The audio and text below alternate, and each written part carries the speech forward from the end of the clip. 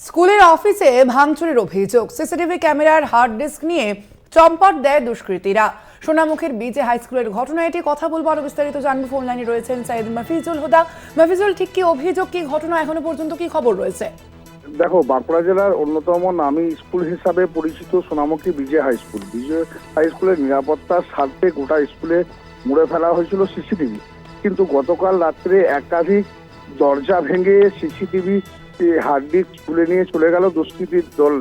কিন্তু এখনো পর্যন্ত জানা যায়নি তারা কি উদ্দেশ্যে এই স্কুলে ভাঙচুর চালায় এবং সিসিটিভির হার্ড ডিস্ক নিয়ে চলে যায়। পুলিশ পুরো ঘটনা তদন্ত করছে এবং এখনো পর্যন্ত স্কুলের তরফ থেকে জানা যায়নি ক্লিয়ার ভাবে কি কি তাদের স্কুল থেকে খোয়া গেছে। পুলিশ পুরো ঘটনার তদন্ত শুরু করেছে এবং সিসিটিভির হার্ড ডিস্ক সহ একাধিক দরজা ভাঙচুর করেছে এবং সিসিটিভির হার্ড ডিস্ক নিয়ে দুষ্কৃতীরা উধাও হয়ে গেছে বলে এমনটাই খবর পাওয়া যাচ্ছে স্কুল সূত্রে।